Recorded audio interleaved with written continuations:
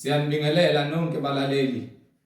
Makube kini umusa nokuthula okuvela kuNkulunkulu Baba wethu naseNkosini uJesu Kristu bazalwane. Lolu hlelo izwi lenkosi yethu uJesu Kristu. Igama lami ngiyinkaniso Bright Zulu. Lolu hlelo izwi lenkosi uJesu Kristu lapho sishumayela khona sihlole imbhalo engcwele ngokwentando kaNkulunkulu. Sifundise egameni likaJesu Kristu. Bazalwane, sizocela ukuthi kubo bonke abantu abalalele njengamanje ukuthi nithathe amaBhayibheli kuze sizothi masifunda sonke sibe nokuqonda ukuthi lokho okubhalwe phansi nalokho okufundiswa la kuyikhona yini lokho okubhalwe phansi. Uphinde uhlolisise kahle ukuthi lokho ofundiswa khona kuyindawo zokukhonzela uNkulunkulu la simdumisa khona uNkulunkulu ukuthi kuyikhona yini lokho okubhalwe phansi. Kufakazelwa imbhalo esencwadini yini. Mungenalo iBhayibheli endlini sizocela ukuba udownload iBhayibheli kwifoni yakho kwi-App Store kuze nawe ube nokuqonda ufunde kanye nabazalwane mabefunda efonini yakho. Kubo bonke abantu abazothanda ukuxhumana nathi mayelana nenkonzo yombhabhadiso egameni likaJesu Kristu, sizocela ukuba uthathe imininingwane esoyishiya.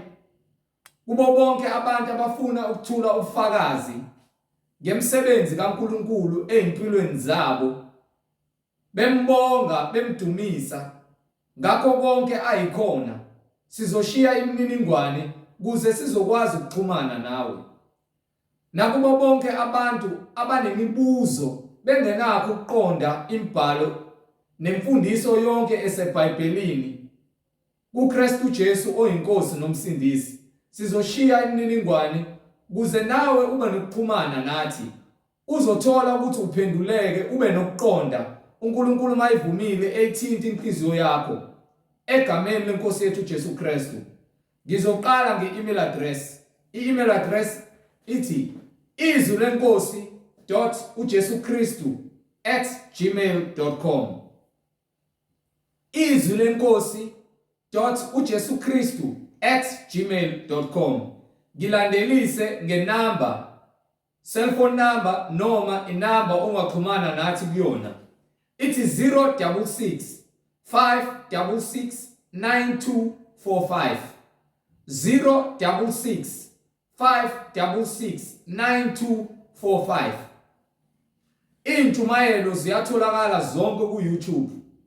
Lapho ungahlala khona uthathe iBhayibheli lakho ukwazi ukulalela intshumayelo zonke nezimfundiso zonke, uhlezi nalabo bathandayo noma uhlezi wedwa neBhayibheli lakho kuze uzokwazi ukuthi uhlolisise kahle imbhalo, umuzi umoya ongcwele ekhuluma kuyo yonke imbhalo egameni lenkosi yethu uJesu Kristu.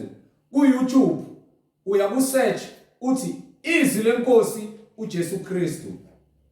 Izwi lenkosi uJesu Kristu. Ungakhohlwa ukuthi usherishe nalabo okhonzela nabo noma nezihlobo zakho nezithandwa zakho kuze nabo bezoba nokuhlola ukuthi lokhu abakholelwa khona kuyikhona yini lokhu umoya ongcwele afakazela ngakho kwincwadi engcwele. Ungakhohlwa ukuthi usubscribe kuze uzothola zonke intshumayelo nezimfundiso sisanda ukuyifaka. uNkulunkulu mayivuma ethinta inhliziyo yakho kwindlela eyiqiniso ekuKristu Jesu. Bazalwane, sizocela ukuvula ngomkhuleko simbonge uNkulunkulu ngezimpilo zethu. Baba wethu osezulwini, malingcweliso igama lakho uNkulunkulu wethu. Usiphe namhlanje isinkwa sethu semihla ngemihla.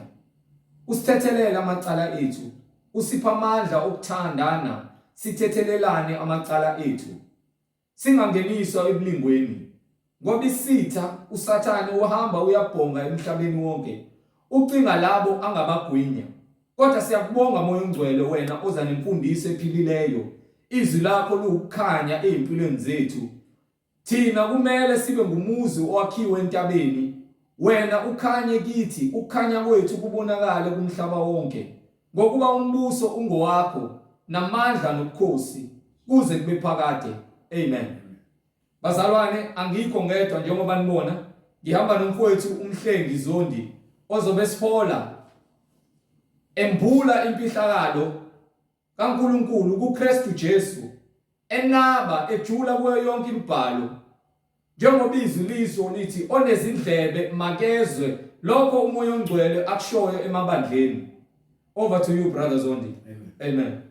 Siyanibingelela bazalwane egameni lenkosi uJesu Kristu. Amen. Yena ongumnini webandla labangcwele nongumsunguli nongumphelelisi umqali okuyena obhalile ukuqala kokukholwa kwethu uyena futhi oqedile konke kuphelelisiwe kuye. Uma ufuna ukuphila uza kuKristu, kodwa uma uthi wena ufuna ukubhubha uphele uzohlala ebumnyameni ungafuni ukwamukela uKristu. uKristu uyisisekelo sokuphila kwethu nomusa ufike ngaye njengokuba isho nencwadi kaJohane yokuqala isahluko sokuqala verse 17 iyasho icacise ongephe Incwadi ivangeli ngokuka Johane isahluko sokuqala verse 17. Yes sir. Ngokuba umthetho wanikezwa ngoMose. Umusa oqala umthetho owakuba isibambiso salokho kwakuzokuza okunguKristu kwanikwa uMose wanika umthetho esehlani abantwana bakaIsrael babe ngaphansi kwesandla sikaMose. Kusho ukuthi uNkulunkulu wayenikile uMose amandla nomthetho ukuba ahola abantu bakwaIsrael abakhiphe eGibhithe ababeke esihlani ukuze abaholele eKhanani. Ngakho ke bathi testament elidala noma ngomthetho kaMose uyena owayehola abantu ngomthetho kaNkulunkulu nemiyalelo. Bese kuthi ke ukulandelayo umusa neqiniso, bese kuba khona umusa neqiniso kwavela ngoJesu Kristu. So uJesu uKristu uKristu Jesu ngokwakhona uKristu ogcotshiweyo uJesu uKristu ogcotshiweyo ngokwaNkulunkulu uMesaya yena wafika neqiniso nomusa. So siphila ngaphansi komusa ukuba uNkulunkulu wayesefikile kulesigaba sokuthi aphelele umusa ngabe useqedile ngabe sifana neSodoma neGomora umhlaba ngabe sekuphelile ngabe mhlamba ngizange ngibe khona ngabe ababe khona kusikhathi kwaphela ngabo. So mina njengoba ngikhona ngubona umusa. iBhayibheli lisikhombisa ukuthi uNkulunkulu kusukela eqaleni ukhathalela abantu kuze kufike lesikhathi. So umusa neqiniso ofika ngoKristu wona lo osibizela ekuphendukeni ngokuba iBhayibheli liyasiveza ukuba thina sizoni kanjani kangakanani. So mina njengomuntu omla ngimele ukuthi ngenze lokhu okushiwa iBhayibheli hayi okushiwa umuntu. iBhayibheli kaMoya oyingcwele konke okuphakathi kukaMoya oyingcwele angikhathali ukuthi ngabe ufuna ukukhomba kuphi okaMoya oyingcwele kuphakathi eBhayibhelini ngamandla akhe. Ngakho ke nanto kumele uyazi ukuthi kumele silalele uMoya oyingcwele singalaleli imfundiso zabantu ezidukisayo.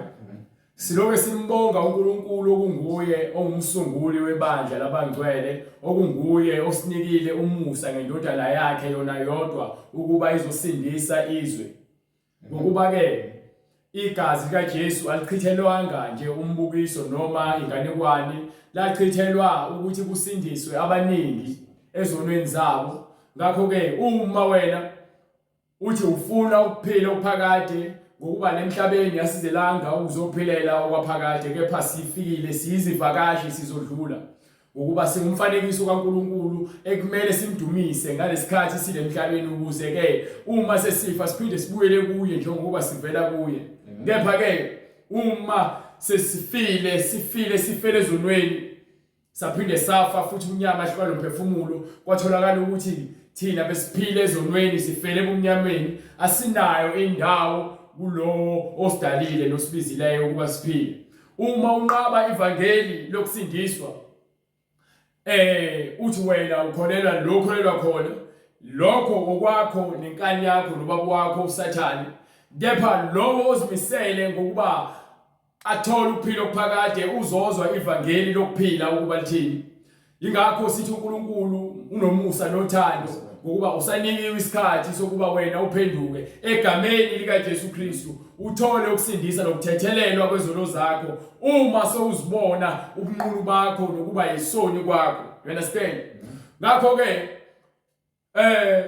siyambonga uJesu Kristu oyindodana kaNkulunkulu ngobufakazi yabuletha wagcwalisa isiprofeto wagcwalisa iBhayibheli wagcwalisa umthetho wayesekhushulelwa phezulu washiya ifa nesipho sikamoya oyingcwele nabapostoli bakhe okuyibona abahamba abashumayela ivangeli lokuphila ophakade nomusa neqiniso. So uma ungafuni ukwamukela umusa neqiniso wena usuzinikele ekutheni wena ufuna ukufa okuphakade lapho khona esihogweni kukhona ukufa okuphakade kukhona ukufa ongapheliyo. Uma sikhuluma ngokufa ongapheliyo ilapho khona umlilo wakhona ungacishi kungekho moya kungekho manzi kungekho kudla ayikho ngisho ikhefu ukufa okuphakade zonke insuku usha ufuna usizo kungekho zokusiza ukuba ke unikiwe isikhathi manje ukuthi nango ozokusiza uJesu. Yamkelani izwi lika Kristu nithole ukusindiswa nize ekuphileni okuphakade ukuze nithole ukusindiswa. Uma ungafuna ulamukela iBhayibheli noma ivangeli incwadi kaEzekiya sahluko 33 verse 8 ufuna uqale khona lapho khona ngizokutshela ngale iBhayibheli ukuthi mina umsebenzi wami ukuthi ngikwenze lokho okubhalwe phansi ngidlulisele nabanye ukuze ngigweme ukuthwala icala lakho wena soni ngokuba sizoni kepha ke sidinga inkethelelo. Do you understand? Ithini incwadi?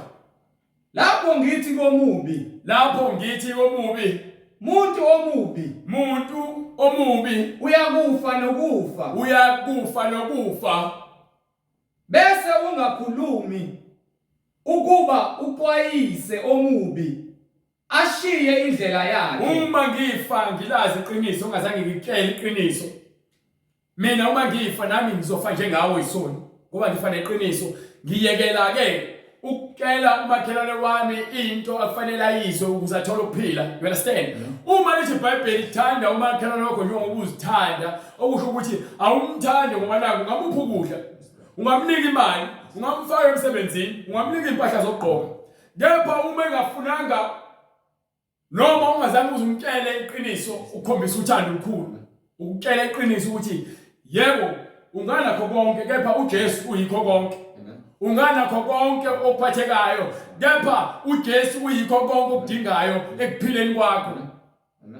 So uma mina ngilazi iqiniso umsebenzi wami ukuthi ngitshele iqiniso angikhathali noma ngabe wena uyayithanda lento engisho noma uyithandi kepha ngiyokufakazela ekugcineni njengokusho kwakho uJesu ukuthi amazwi ongakhulumayo kunina iwona ayokufakazela ekugcineni ngokuba iwona azowahlulela izwi ngeke uzwahlulela umuntu. You understand? So uma sikutshela into ebhalwe phansi ngokuba siyakuthanda hayi ngoba naku sithi sinenkinga nawe ngokuba uthando oluqhamuka ngaphezulu njengokuba ebhalile phansi ubhalele ukuthi abantu bakwazi ngiyongisiza ngani ukuthi ngizuze izwe lonke kepha ngilahlekelwe ukuphila kwami. Amen. Ngiyongisiza kakhulu ukuthi ke ngithi ngilazi iqiniso ngikutshele iqiniso ukuze wena umphefumulo wakho uzokhululwa. Amen. Ngokuba incwadi akusiyona intando kaNkulunkulu ukuba abantu babhubhe. Ithi incwadi uhlakanipha kwaSolomoni uNkulunkulu akazangaza kwakhe ukufa akakuthokozeli ukufa kwabantu ngokuba wakha umuntu ngentokozo nangenkazimulo yakhe ukuze akhazimuliswe yena. You understand? Ngibe lapho ngithi komubi muntu omubi uyakufa nokufa bese ungakhulumi ukuthi uxwayise omubi ashiye indlela yakhe. Sibabi sonke phambi kwamehlo kaNkulunkulu. Sibabi sonke ngokuba sizalelwe esonweni. uJesu uyena kuphela obenamandla okusikhipha esonweni. Ngapha ukufa kwaJesu akusho ukuthi wena usesona isoni. Awusesona isoni ngokuba wena sophumile esonweni walandela uKristu. Njengokuba ekukhiphile esonweni wena uma ekutshela ukuthi ke ungaphili, ungeli, ungafeli, ungabulali, ungaqamba amanga, wohlonipha uyihlo nonyoko, wothanda umakhelwane wakho njengokuba uzithanda, wothanda uNkulunkulu wakho ngenhliziyo yakho yonke, ngomoya wakho wonke, nangamandla akho wonke, nangengqondo yakho yonke. Lokho uma ukwenza ukhululiwe wena emthethweni, ususindisiwe ngokuba sowamkelile umoya oyingcwele. Umoya oyingcwele uhamba nemiyalelo ekumele uyamkele uphile ngayo. You understand? Umoya oyingcwele akubona ukuthi ngiyagcuma esontweni ngiyakeliza ngiyajuluka niba manzi ngiyacula. No, umoya oyingcwele ukuthanda umakhelwane wakho yokuzithanda, ukwenza lokho okubhalwe phansi eBhayibhelini njengokuba kwambuliwe, ukuze uJesu Kristu akukhave akwazi ukukuvikela nangesikhathi esizayo msukwana umhlaba ubhubha uyingokuba uphilile ngezwi lakhe. Njengoba ethi-ke wothanda umakhelwane wakho yokuzithanda, nangu umyalelo engimshiya nawo. Njengoba ubaba engithandile nami ngithandile, nani thandanani ngothando elithatha kuKristu. You understand? Amen. Uthando akuyona into ekhulunywa umlomo. Uthando lolo linika indoda yakho noma intombi yakho. Uthando ukuthanda iqiniso. Iqiniso usho uJesu ke kwincwadi yaJohn chapter 8 verse 10. Ngifuna siveze le ekhulula khona abantu ukuthi ubani okhulula abantu. John chapter 8 verse 30, right? Incwadi ngokaJohane isahluko 8. Yes sir. Verse 30. Go ahead.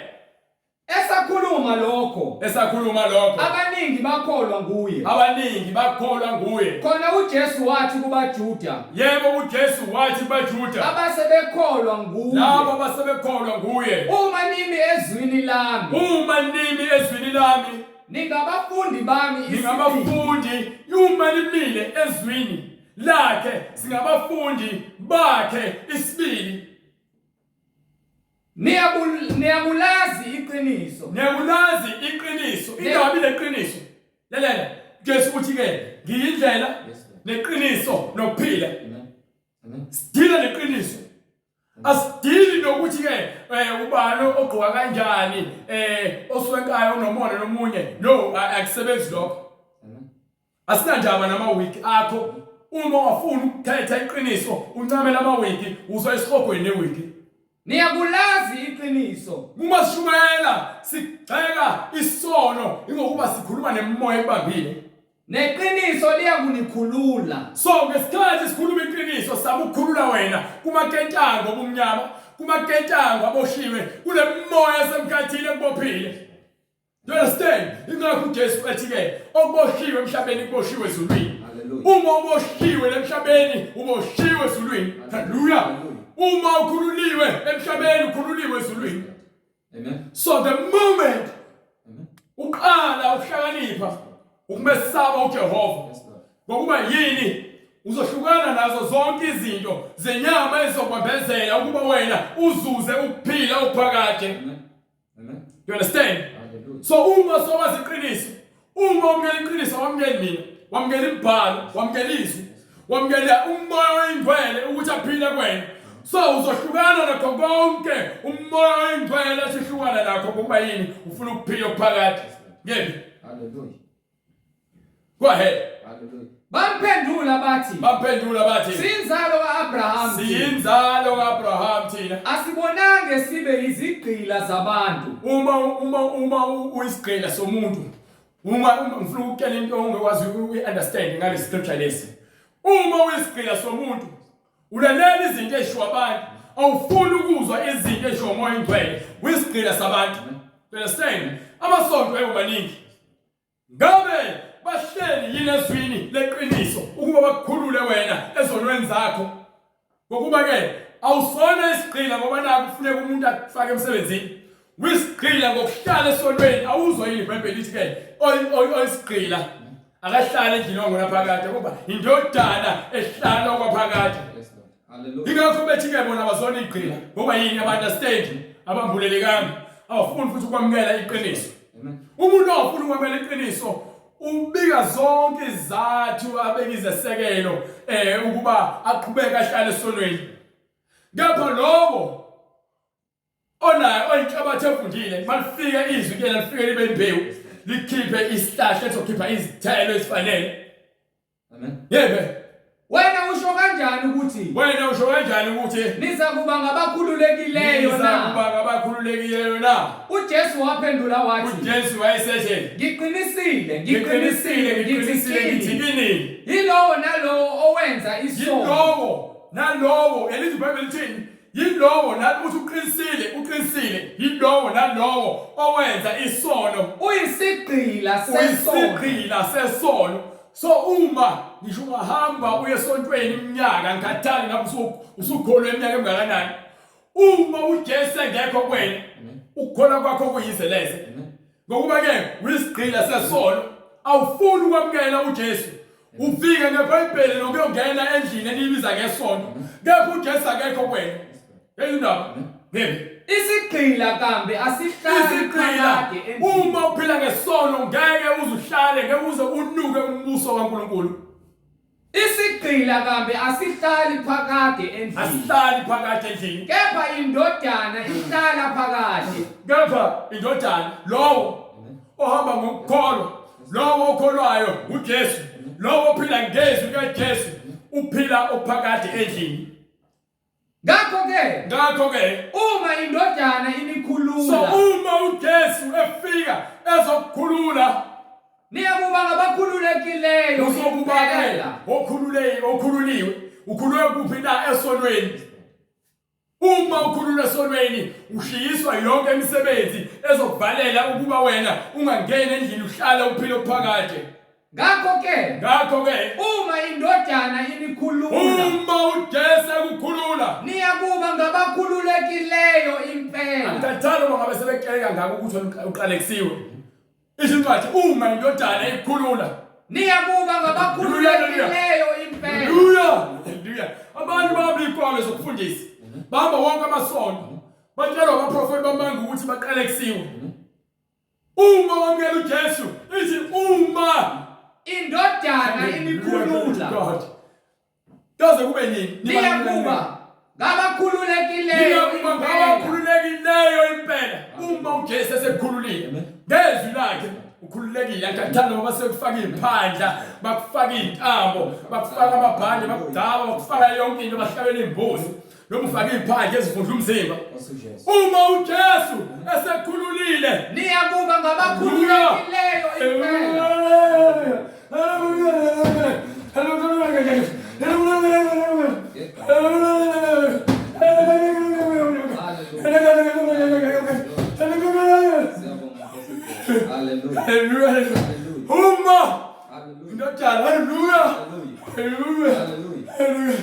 Uma uJesu esekhululile uyakuba ngokhululekileyo.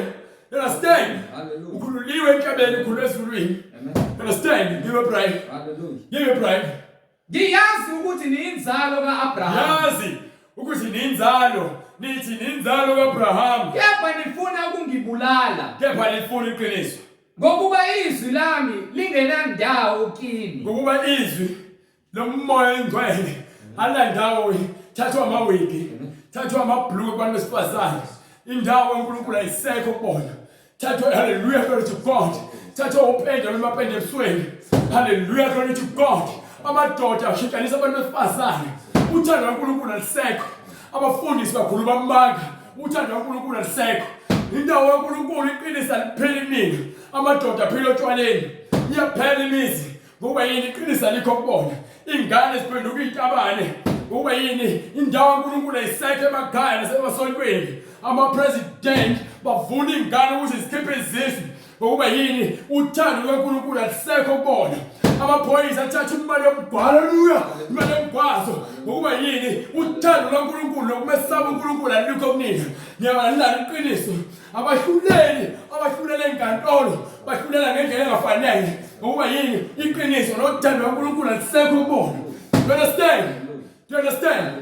ingakho nihamba inyanga yabathakathi nizibiza abaprofeti bakaNkulunkulu ngokuba yini uthando kaNkulunkulu alisekho kuningi niphile ezonweni why ukuba uthando kaNkulunkulu alukho kuningi you understand umuntu wesifazane emva kwepulpit asebashumayela athi-ke umfundisi noma umbishop noma umpostoli uphula umthetho kaNkulunkulu why ngokuba iqiniso nothando kaNkulunkulu alukho kuyena you understand abafundisi bashumayela ngezinto eziphathekayo why ngokuba uthando kaNkulunkulu alukho kubona bathanda ukwenza izinto ezojabulisa abantu ithi incwadi kaHezekiya-ke wena umuntu omubi ungakhulumi kubantu ababi ngokuba uyakufa ngengabo lapho incwadi ngokaHezekiya isahluko verse 8 yes sir lapho ngithi komubi umuntu omubi uyakufa nokufa bese ungakhulumi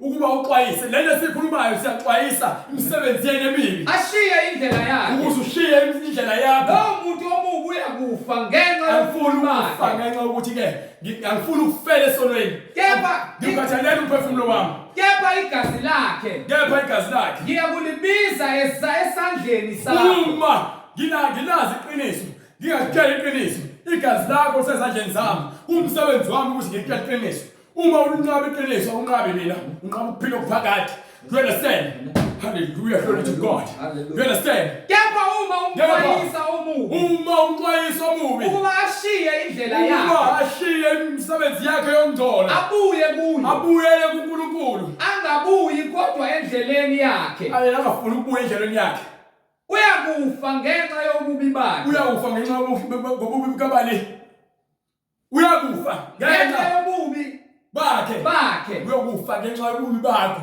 ububi bakho angikhulumi ngobuso bakho mina khuluma ngemisebenzi yakho yenzayo ebumnyameni engcoleni uyaphinga uyafeba uyantshontsha uqamba amanga wenza konke ukungcola uhamba izinyanga uzibiza ngomKristu uhamba abathakathi uzibiza ngomKristu wena ungcolile wena yayisa ngomzimba uzibiza ngomKristu wena nalabanye abafana uzibiza ngomKristu ungcolile wena uyofela ezonweni zakho kepha uma umxwayisa obubini ukuba ashiye indlela yakhe uma umxwayisa ebubini ukuba ashiye indlela yakhe abuye kuyo angabuyi kodwa endleleni yakhe yena goloza ukubuya uyakufa ngenxa yobubi bakhe you understand kepha wena you understand uzikhululile kepha mina ngizikhululile ngokuthi ngikhuluma iqiniso you understand ngipho incwadi yeMathewu chapter 16 chapter 16 verse 16 you understand uma uthi ufuna ulamukela iqiniso wena ujabulisa ukuphila esonweni nasemanyaleni wena igazi lakho uma ufa ezandleni zakho mina angimsula ngokuba ngitshela iqiniso wena wanqaba iqiniso you understand give it right incwadi ngokukaMathewu isahluko 16 verse 16 yes sir uSimon Petru waphendula wathi wena ungukristu indodana ophilayo uJesu waphendula wathi kuye wayesethi kuye usisiwe wena Simoni kaJona ngokuba inyama negazi akubambulelanga kuze kwambulele izinto zikamoya kodwa ubaba osezulwini lokho esikhulumayo izinto zikamoya engcwele you understand give it right mina ke ngithi kuwe wena unguphethu phezu kwaleli dwala ngiyakulaka ibandla lami amasango ehayigesi awayikulahlula aze alahlula ngiyakukunika izahluthulelo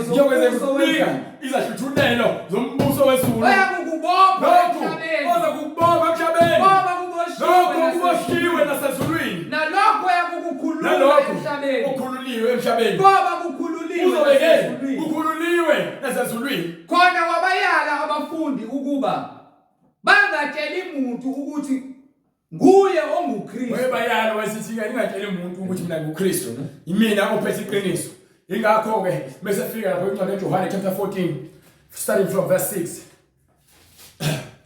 go ahead incwadi ngokukaJohane isahluko 14 verse 6 uJesu wathi kuye mina ngiyindlela neqiniso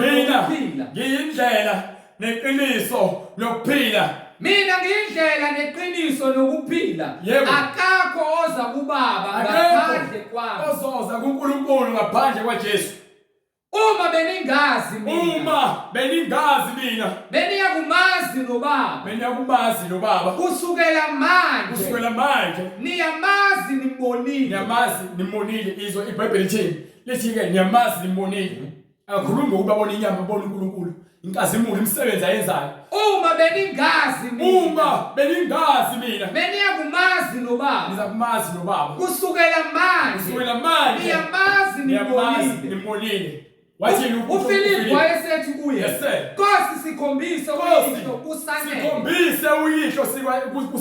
Nkosi sikhombise uyihlo kusanele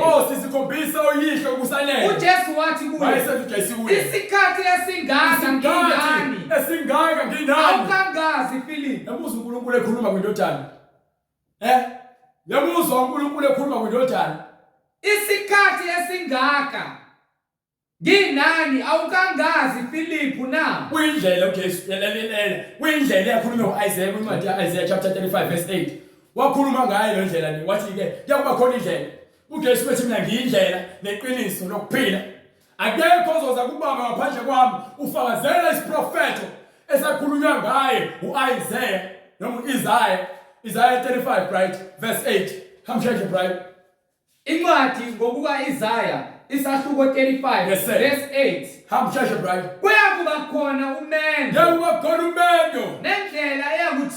khona umendo nendlela ethiwa indlela yobungcwele yakuba khona umendo nendlela eyakuthiwa indlela yabangcwele ongcolileyo akayikuhamba ngayo ngeke aze ahambe ngayo ingakho uJesu ekutshela ukuthi-ke mina ngiyindlela neqiniso akekho ozoza kuNkulunkulu ngaphandle kwami futhi uma ufuna uNkulunkulu ufuna ukudlula kuKristu ugezwe ingakho uJesu Kristu ekhuluma noNicodemus sahluko chapter 3 incwadi yaJohane chapter 3 verse 5 kepha iyakuba ngeyabantu bakhe abahamba ngayo noma beyiziwula abayikuduka John chapter 3 wonke umuntu ofuna ukuza kuJesu ofuna ukuza kuNkulunkulu ufuna adlule kuJesu angikhathali noma ngabe uMuslim noma ungashebe noma uyiRoman Catholic Church noma ngabe uyiBaptist ufuna udlule kuJesu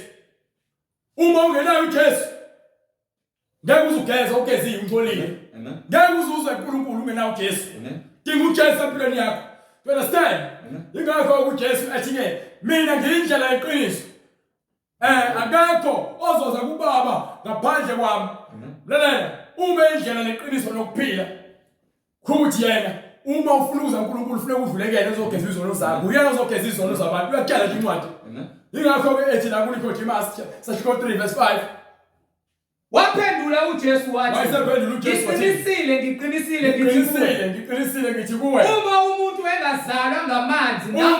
umuntu engazalwanga ngamanzi nangomoya angengene embusweni kaNkulunkulu ayizindaba uzakutshela the same thing ukuthi yena uyindlela leqiniso uyena ofika nayo njengoba noJohane uMbhaphatisi ekhuluma ngayo ethi-ke awungiphi incwadi yaMathewu chapter 3 ufuna from verse 9 or from verse 7 incwadi ngokuka Mathewu isahluko sesithathu verse 9 yes sir Yohane ukhuluma lento ekhulunywa uJesu Kristu verse 7 kepha kwathi ebona abaningi kubaFarisi nabaSadusi beza embhaphathisweni bezobhaphathisa wathi kubo wayesethi kubona nzalo yezinyoka kubani onibonisile indlela ubalekela intukuthelo indlela ngokuba khona intukuthelo ezayo ngakho vezani izithelo manje vezani izithelo ezifanele ukuphenduka haleluya ngakho vezani izithelo ezifanele ukuphenduka ningacabangi ukuthi lingasho phakathi kwenu ningacabangi ukuzikhohlisa njengoba debekele uJesu Kristu bethi-ke singamadodana kaAbraham asalwanga ngokufebe singayigqila kanjani usethi uJohane abatshela ukuthi-ke ningazikhohlisi ningacabangi ukuba ningasho phakathi kwenu ningazikhohlisi ukuthi-ke sinobaba uAbraham akhuluma lento ekhuluma uJesu uJohn haleluya iBhayibheli ibalulekile to understand hallelujah glory to God kubalulekile to understand kuba bamoya munye bakhuluma izwi elilodwa Akekho sikhulumeni lethando yena. Hallelujah. uJesu umoya kaNkulunkulu kuyena. Yes, Lord. Umoya ingcwele kuyena. So upho uJohn Baptist naye ugcwele umoya ingcwele. Bakhuluma izwi elilodwa. Balo nesono. Ningazitshela ukuthi nina ngabantwana bakaAbraham. Ngokuba uNkulunkulu. Amen. Ngokuba ngithi kini, uNkulunkulu angavusela uAbraham abantwana kulawa matshe. uNkulunkulu uvusa abantwana bakhe ezonweni abantu abagcwele izono. Understand? Ingakho sishumayela kanje.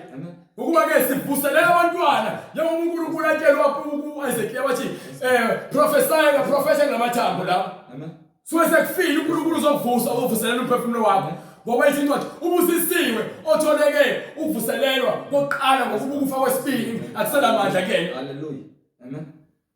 Understand? Izembe selibekiwe libekiwe phansi empandeni yemithi. Ngakho yonke imithi engatheli izithelo zonke engatheli imisebenzi emihle zishoba phansi iphonswe emlilweni. Bese ifaka emlilweni. Uyesihogweni uma ungafuni ukuthela izithelo ezifanele, uma ungafuni ukuhlukana nesono, lalela esihogweni ngamalengiso.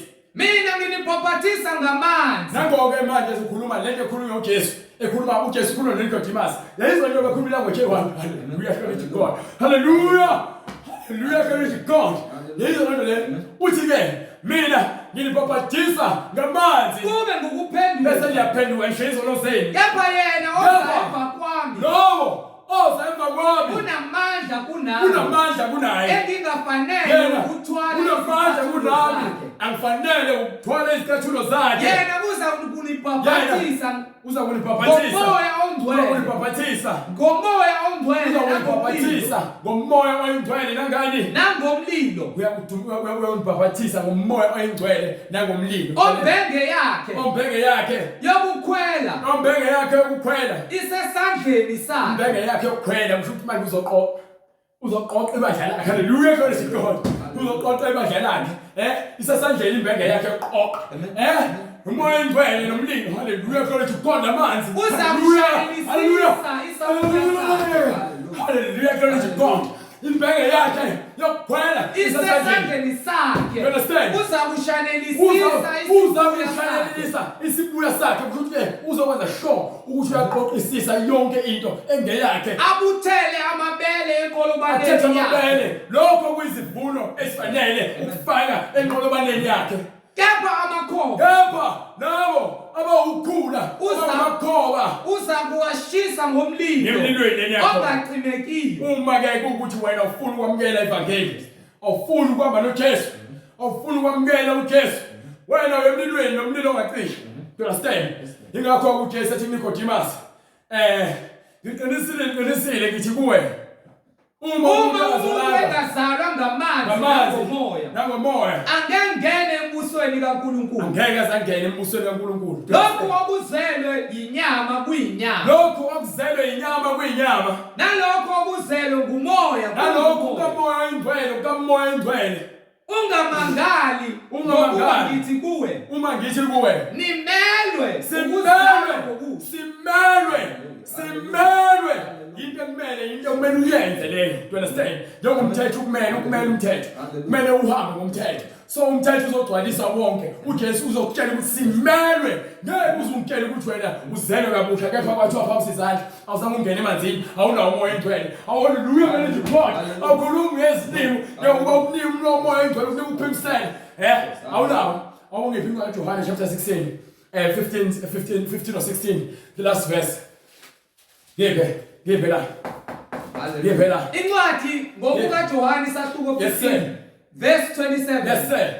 Nina niyafakaza ngokuba beninami kwasekuqaleni. From verse 25. Hallelujah. Right.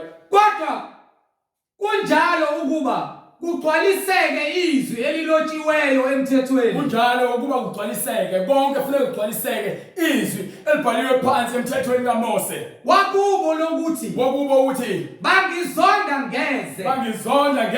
Nxa esefikile umduduzi. Uma uNkulunkulu uJesu ehamba uthi uyakuthumela umduduzi. Engiyakumthumela. Uma ethi-ke uma esefika umduduzi ayakumthumela kithi. evela kubaba. Uvela kuphi? Kubaba. Understand? So umduduzi njengamanje ukuyena uJesu.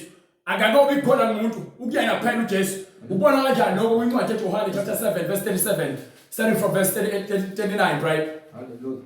Incwadi ngokuka Johane. Let's siyavezela ukuthi umoya oyingcwele ukuyena yedwa ngalesikhathi esakhuluma awakoni kwamuntu. Lapha kubhaliwe futhi khona ebhalweni ukuthi uNkulunkulu wethembisile ukuthi umoya oyingcwele uzawunika abantu. Right give. Incwadi ngokuka Johane isahluko 7 verse 39. Yes sir. Washo lokho ngomoya. Washo lokho ngomoya. Abazakwamukela into ozoyamukela awakwenikwa. Into abazoyamukela. Wathi kubona ke uma umuntu omiwe akeze kubina azophuza amanzi lapho engakaza kuphinde omiwe khona kuyakugobhoza imifula eswini sakho uma uphuza amanzi okuphila. Wayesekusho lokho ngokuba yini? Washo lokho ngomoya. Washo lokho ngomoya. Abazawamukela abakholwa kuye. Ekumele bawamukele abaholwa nguye. Ngokuba umoya wayengakafiki. Ngokuba umoya owawufiki. Lokhu uJesu wayengakakhazimuliswa. Do you understand? Umoya oyingcwele ungakaniwa kwamuntu. Ngokuba uJesu engokhazimuliswa. Lapho uNkulunkulu wayesenzile isithembiso kwincwadi kaJoel chapter 2 verse 28. Wayesenzile isithembiso ukuba lokhu kamoya oyingcwele yena uyazi umoya oyingcwele. Uyawuthulula kuthini enyameni yethu. Siphile ngezwi lakhe. Sabe ngokuqonda. Sithathelele izono zethu ngegazi likaJesu. Yezindaba. Konke ukudoseka isiprofeti. So nina nihamba niyofuna yonke into emabandleni amanga nakubaprofeti bamanga. Nifuna izinto eziphathekayo. Anifuni ukuphila ngezwi. Niyakusaba ukuphila ngezwi. You understand? Awuyitholi incwadi.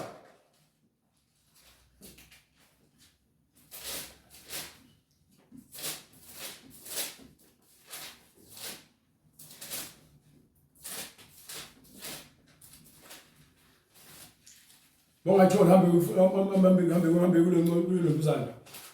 Hamba uthi kufunela.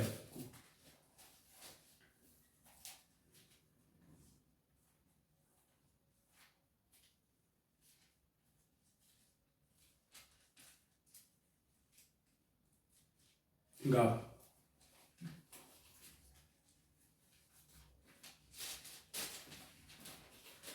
Imama njani? Nekulazi iBhayibheli lakho. Manje ugcina sengilinda wena hamba ngaphi?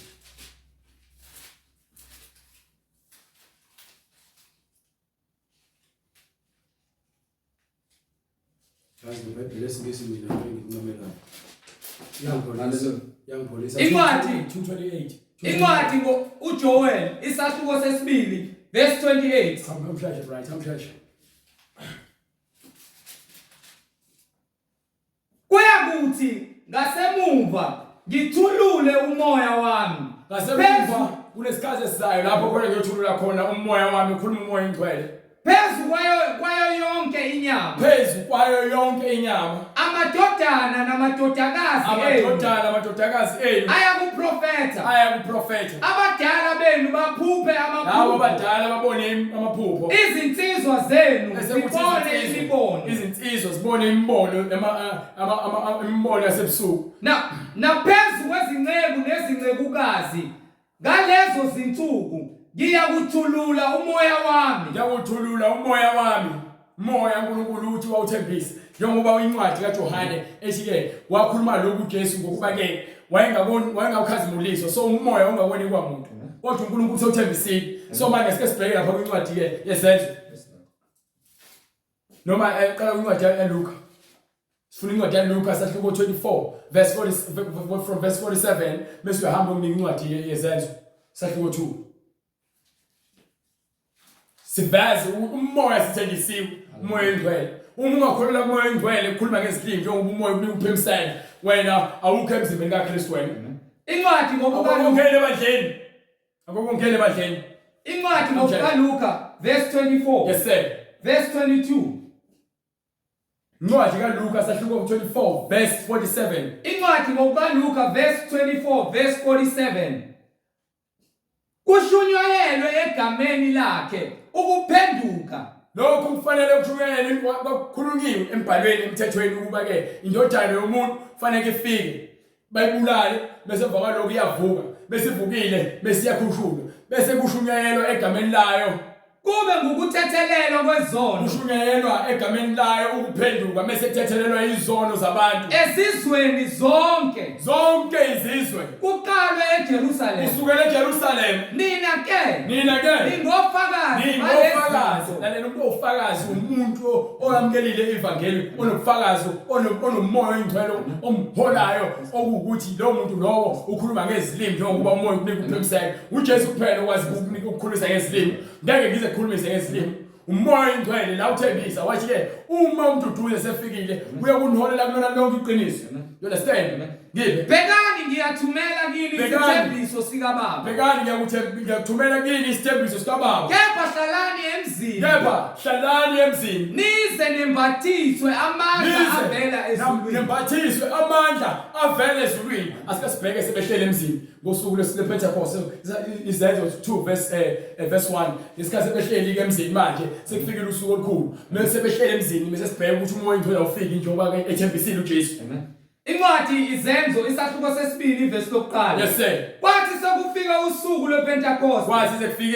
lwePentecost bonke babebuthene ndawonye ngokungazelele kwavela ezulwini inhlokomo kwangathi yokuvunguza komoya onamandla yona yagcwala indlu yonke ababehlezi kuyo kwase kubonakala kubona izilimi ezahlukeneyo kungathi lezo zilimi ezomlilo wathi Jesu wathi uJohane lozayo uzokubhaphathisa ngamanzi nangomoya oyingcwele kanye nomlilo manje nasebezobhaphathiswa ke ngawo umoya onomlilo omoya oyingcwele onomlilo ngibe kwabonakala kubo izilimi ezahlukeneyo ngathi ezomlilo zahlala phezu kwaloyo naloyo wonke umuntu owayekhona ngalosuku owayekholwa kuJesu wehlelwa isimo sikamoya oyingcwele babhaphathiswa ngezilimi zomlilo base begcwala umoya oyingcwele lalela uma ukuthi wena awukholelwa kumoya oyingcwele nalokukhuluma ngezilimi lalela awukho esontweni wena haleluya glory to God awukho esontweni awukho emzimbeni you understand so ingakho sikutshela sithi ke ukukholwa kwakho kusho ukuthi umoya oyingcwele kufanele azambule kwena amen uma ungakholwa umoya oyingcwele leqiniso libhalwe phansi eBhayibhelini usabhajile manje usaboshiwe emkhathini udinga umkhuleko udinga ukuthi uzinikele kuJesu amen igama likaJesu kuphela ezokusindisa ngencwadi yezenzo sahluko 4 verse 11 to 12 igama likaJesu kuphela esilinikiwe ekuyilona kumele sibize amen mfuna verse 4:12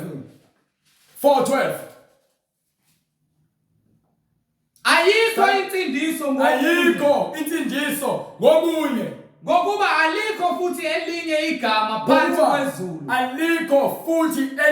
igama phansi kwezulu elinikiwe ebantwini yebo esimelwe ukusindiswa ngalo alikho elinye igama elinikiwe ebantwini esimelwe ukusindiswa ngalo haleluya ngaphandle kwegama likaJesu haleluya alikho elinye amen you understand haleluya so uqonda ukuthi ke uma sishumayela sikutshela ukuthi ke wazi izinto zikamoya you understand base begcwala bonke umoya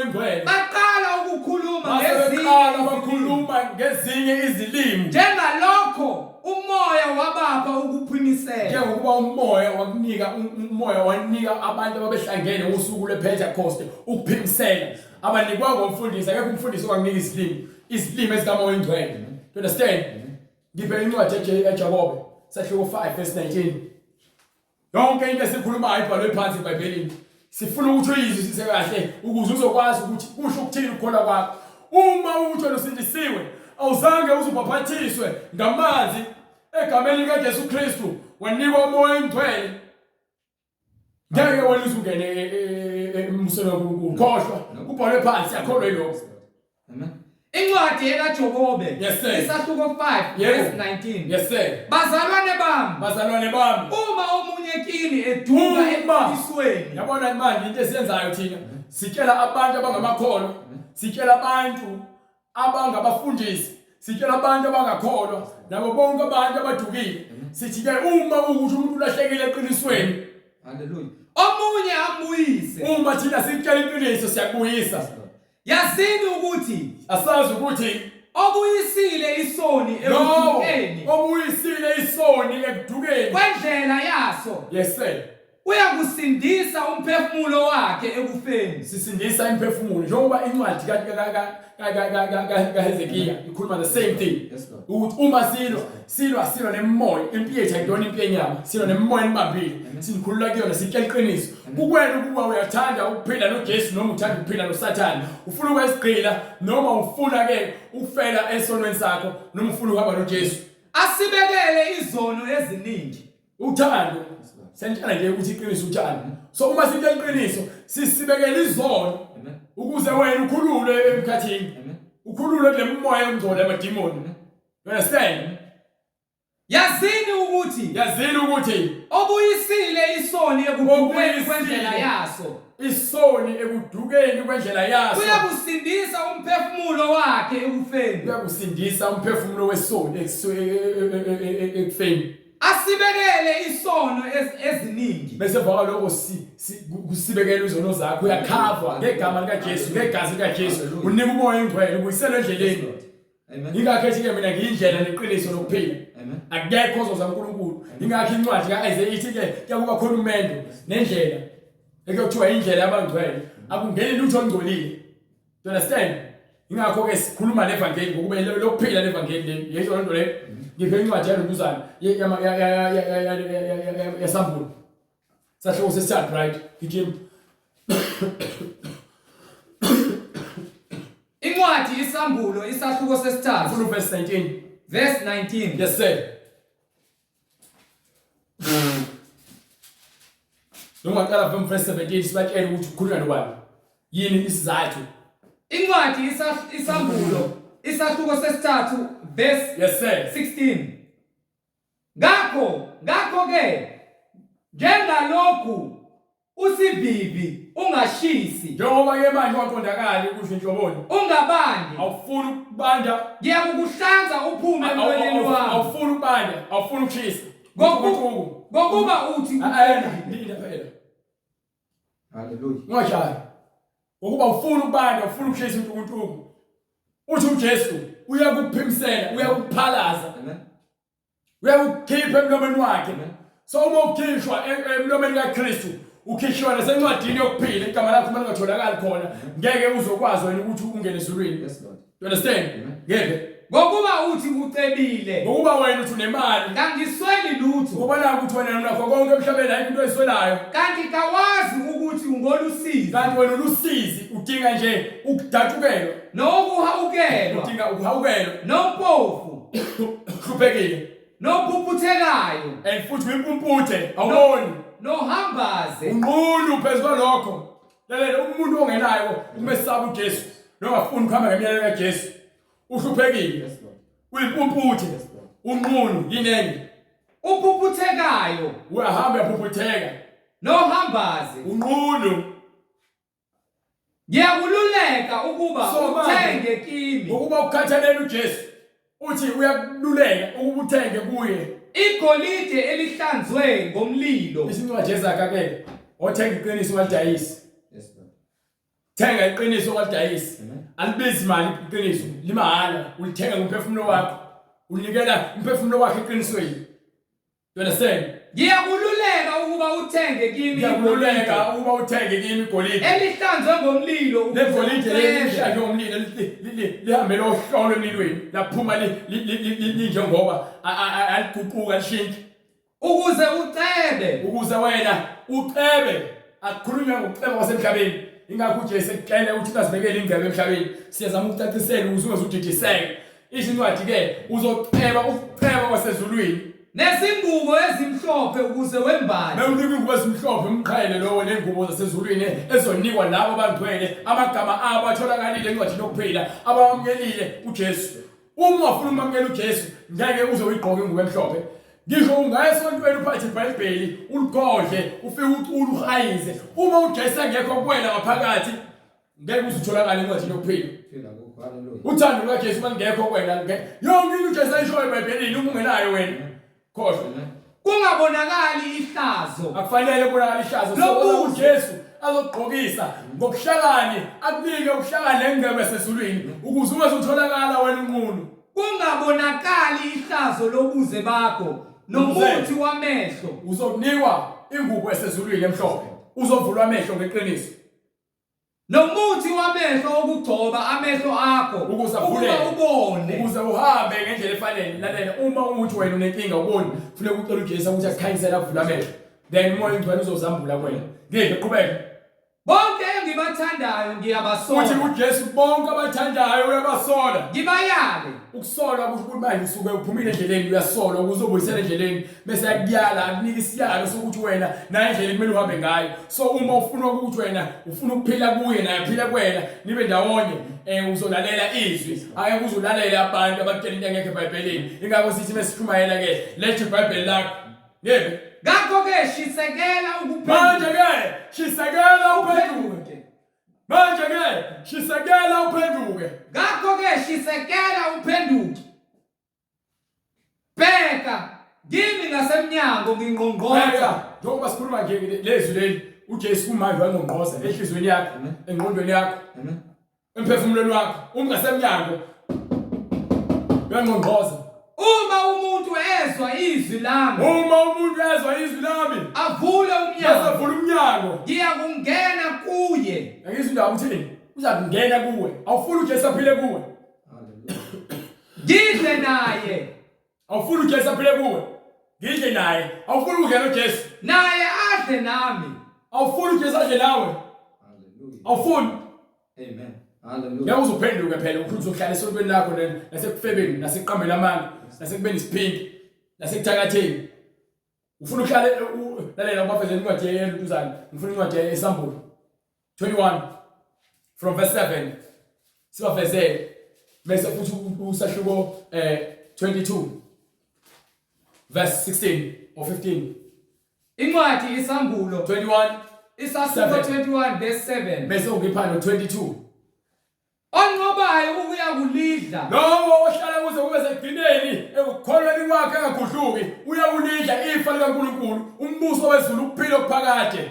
Onqobayo uya kulidla ifa lalezinto. Zonke lezinto ezibhalwe phansi ezithengisiwe uthola umoya engcwele uphimisela ukhuluma ngezilimi bese emva kwalokho uthola uthando kaNkulunkulu uJesu Kristu angene kuwena udle naye adle nawe. Futhi ngiyakuba nguNkulunkulu kuye bese abe uNkulunkulu kuwena futhi yena abe indodana kimi. bese ube indodana kuye.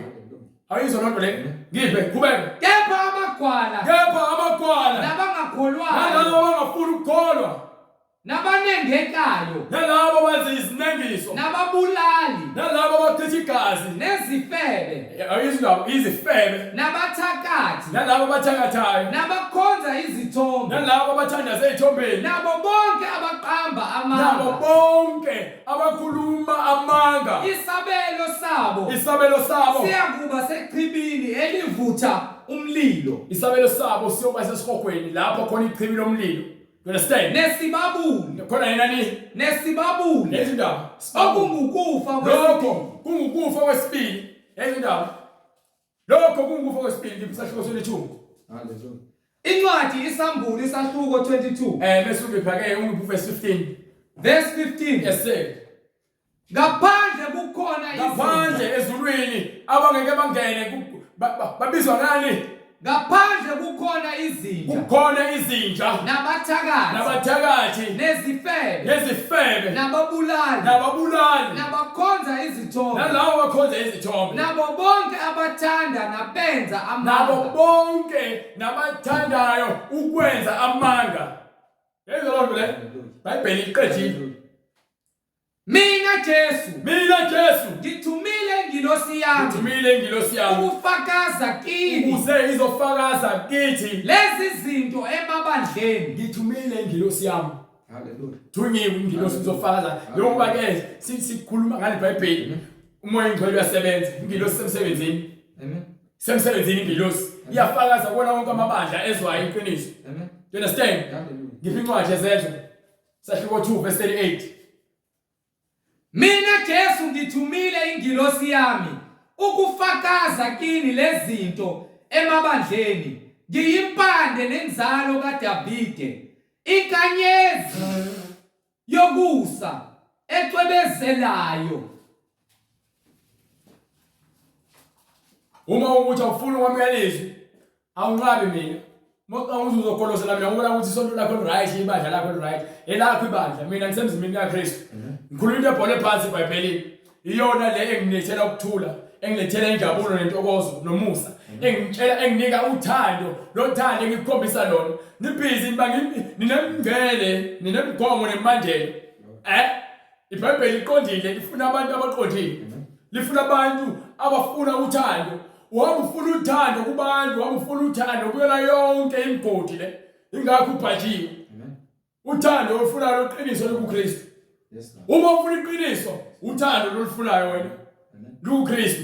Uma ufuna ukulunga kuKristu, uma ufuna umusa kuKristu. Ngeke indaba. Ngakho ke uma uzazi ukuthi wena awubhaphathiswanga ngamanzi egameni kaJesu Kristu.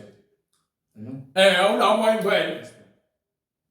iBhayibheli yakutshela ukuthi wena uma uhleli kaShem, Roman Catholic Church, wafafaza ngamanzi kodwa ubapha izandla.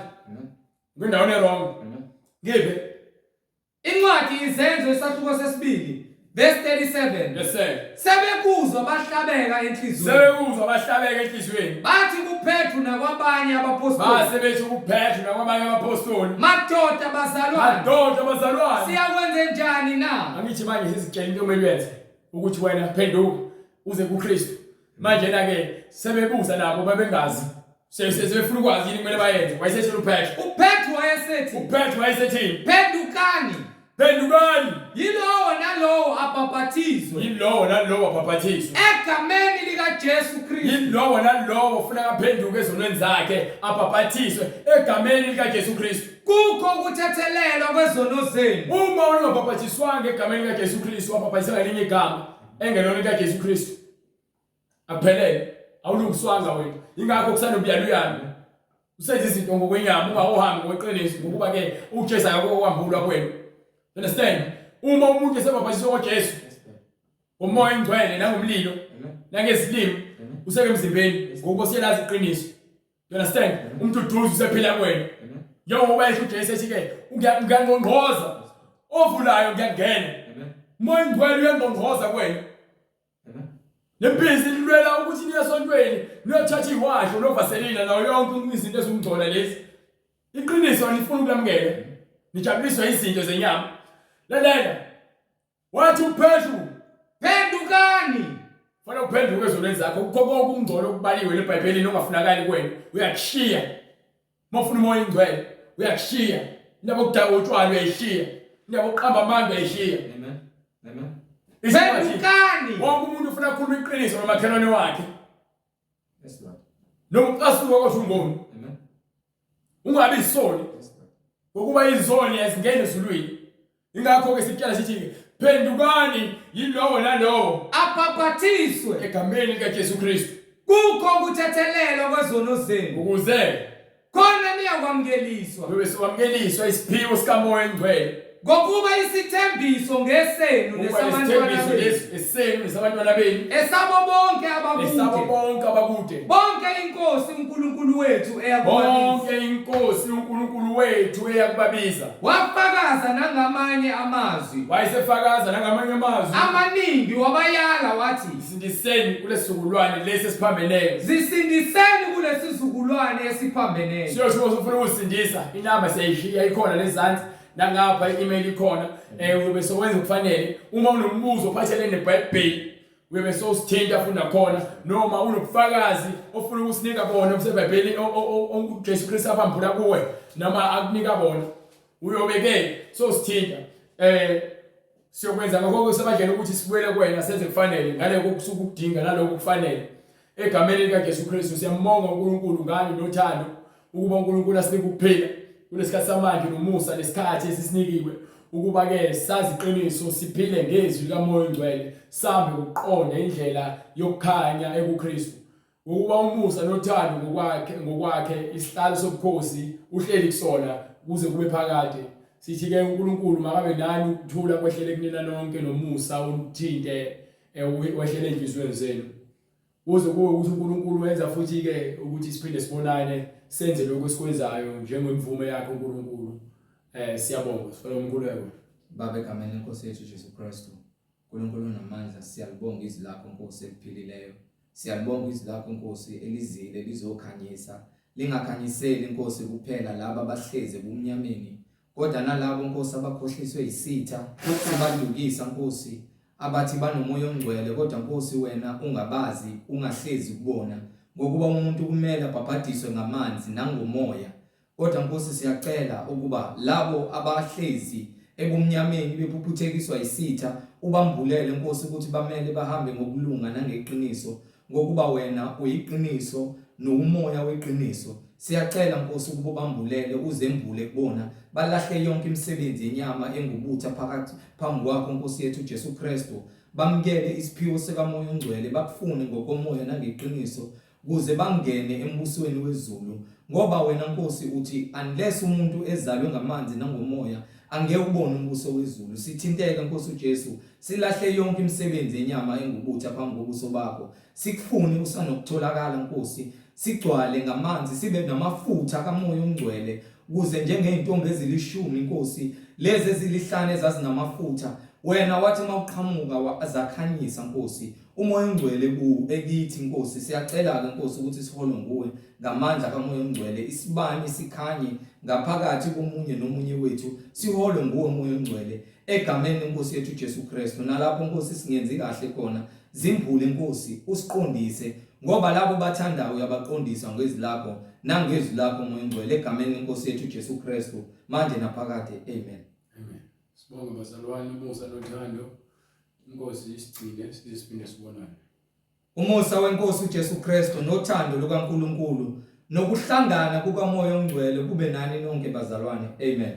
Amen.